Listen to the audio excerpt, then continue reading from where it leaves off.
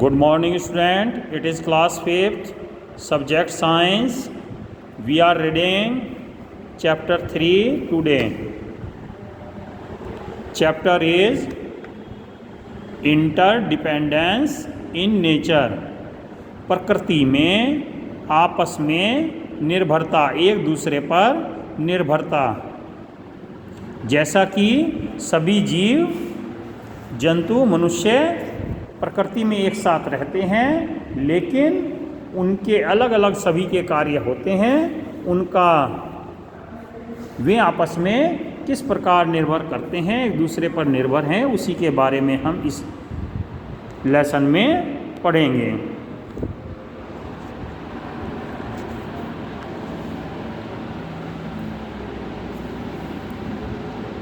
Our natural environment has living being and non-living things.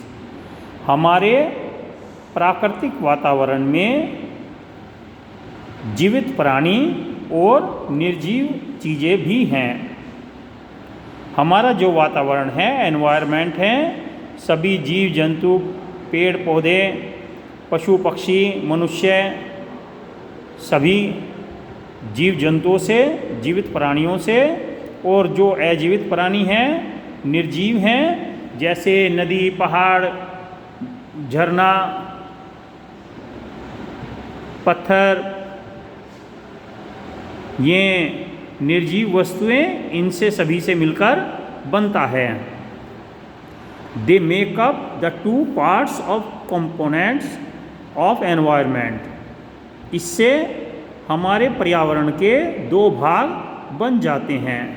The two parts are called the biotic components and the abiotic components of the environment. जो जीवित प्राणी हैं, living beings हैं, उन्हें biotic components, जैविक घटक कहा जाता है, और जो निर्जीव चीज़ें हैं उन्हें एबायोटिक कंपोनेंट्स, अजैविक घटक कहा जाता है। पहले बायोटिक कंपोनेंट्स के बारे में जानेंगे हम।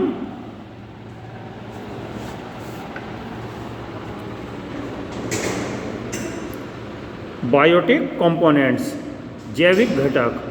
Bio means life, so biotic means something related to living beings. Bio का मतलब है जीवन, इसलिए जो जीवन से संबंधित है, जीवित प्राणियों से संबंधित है, उसे ही बायोटिक कहेंगे। The biotic component of the environment made up of plants, animals including us and microorganism. इस बायोटिक कंपोनेंट में जैविक घटक में जीवित प्राणियों में सभी पेड़ पौधे, जीव जंतु, मनुष्य को शामिल करके मनुष्य भी, और माइक्रो ऑर्गेनिज्म सूक्ष्म जीव, कीड़े मकोड़े, कीट पतंगे और बैक्टीरिया वगैरह जो भी हैं, सभी जीवित प्राणी हर प्रकार के बायोटिक कंपोनेंट्स में आ जाते हैं। Micro means small and organism means living being. Micro का मतलब होता है छोटा, और ऑर्गेनिज्म का मतलब जीवित प्राणी। जो माइक्रो ऑर्गेनिज्म का मतलब है बहुत छोटे जीवित प्राणी। Micro organism are living being that are so small that you can not see them. Micro organism वे जीवित प्राणी हैं, इतने छोटे हैं कि आप उन्हें नहीं देख सकते। The germs that cause disease are microorganism. जो बीमारी पैदा करने वाले कीटाणु हैं, वे माइक्रो ऑर्गेनिज्म कहलाते हैं, सूक्ष्म जीव कहलाते हैं। But all micro organism are not germs. लेकिन सभी सूक्ष्म जीव जर्म्स, कीटाणु नहीं हैं। नेक्स्ट इज अबायोटिक कंपोनेंट, अजैविक घटक, निर्जीव घटक। The biotic component of the environment is made up of non living things like soil, water and air. अजैविक घटक में पर्यावरण के निर्जीव वस्तुएं हैं, जैसे मिट्टी, पानी और हवा। सारी जमीन, पहाड़, नदी, ये सब अजैविक घटक में आते हैं। Now interdependence.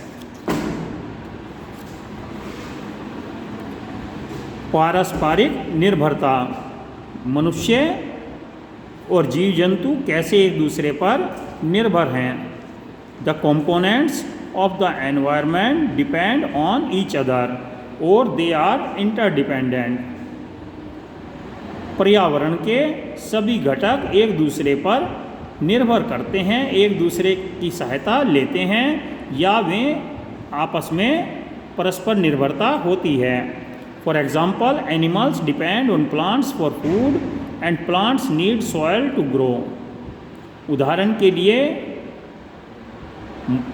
जीव जंतुओं को भोजन के लिए पौधों की आवश्यकता है और पौधों को उगने के लिए मिट्टी की आवश्यकता है। Also soil depends on dead plants and animal to remain fertile. और मिट्टी को भी सूखे हुए मरे हुए पेड़ पौधे और जीव जंतु की आवश्यकता होती है जो उसमें मिलकर उसे उपजाऊ बनाते हैं।